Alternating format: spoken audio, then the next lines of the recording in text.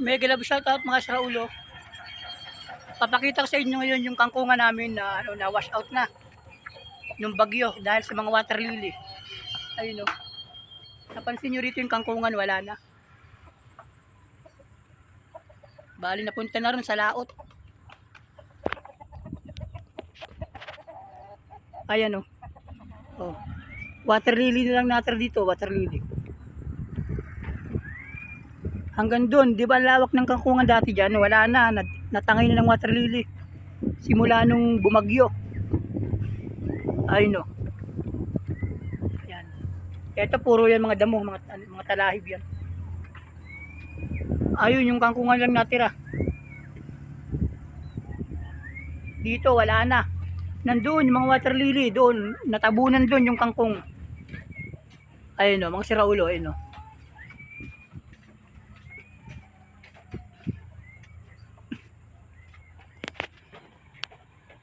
Ayan, yan lang kangkungan diyan. Yan lang natira. Yan kasi gagawing ano yan ni kalsada. Tinatambakan nila. Tinatambakan ng Laguna Lake government. Ayun dump truck oh, kita niyo dump truck. Ayun oh, dump truck. Ganyan sila magtambak, magbibilis. Mula doon ayun oh, isa pa. Yun. Malalim yan pero natatambakan nila. Ayun. Nakita niyo yan, mga ano yan, water lily. Natabunan yung kangkungan dyan. Kaya yung maraming kangkungan dati dito, wala na. Yan lang natira. Ayun yung kangkong. Yan lang natira. Sayang yung pagod, puhunan. Hindi biro ang puhunan dyan mga Sraulo. Umaabot ng 300,000 puhunan dyan. Unang-una yung mga kawayan kasi ang binibiling mga kawayan dyan hindi basta-basta. Yung malalaki, yung matataba. At ang isang piraso niyan ay 150 pesos. Ang isang piraso. At marami ang kailangan niyan para maitulos sa kangkungan, maibakod. Bali ang kailangan dyan kawayan ano eh. Nasa 120 na kawayan ang kailangan dyan.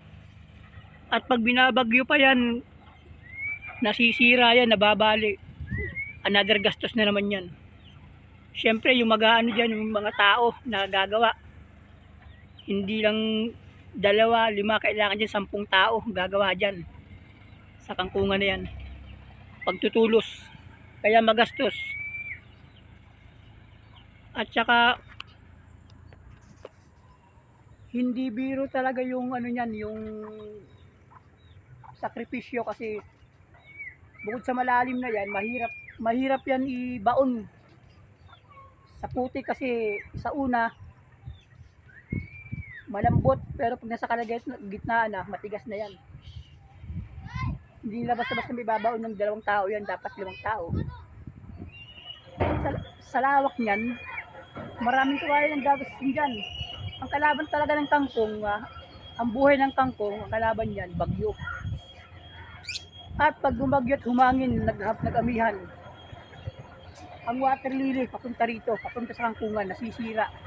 Kasi yung impact ng water lily, papunta sa kawayan. Ngayon, pag bumigay yung kawayan, kahit isang piraso ng kawayan, bumigay yung mga bakod niyan, unti-unti papasok na yan doon sa kangkungan. At dyan nag-uumpisa na ma-wash out yung kangkong dahil natatabunan ng water lily yung mga kangkong. Kagaya niyan. Ayan o. Kaya kung wala kang maisasalba dyan sa kangkong mo, mauubos yan. Ang mangyayari niyan, magpapalibagong binhi ka na naman. Ang tagal niyan, halos 1 buwan mahigit. Yung mga mamimikas mo, wala ng trabaho. Kaya sa pagkakangkong mga Sraulo, kailangan niya may puhunan ka. At matyaga ka dyan. Mag-ayos, masira, aayusin nyo. Hindi biro. Nakita nyo naman yung mga bangka. Andito yung mga bangka na ginagamit nila. Ito. Talagang ginagastusan. May puhunan talaga. Tagaan lang. Nakita nyo yan? Yan. Di motor yan. Yan ang panghila nila. sa mga kangkong pag mag-aayos sila. Yan.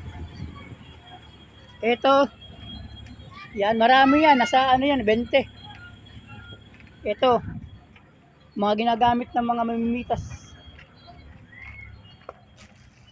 Ayan. Kaya, hindi talaga biro.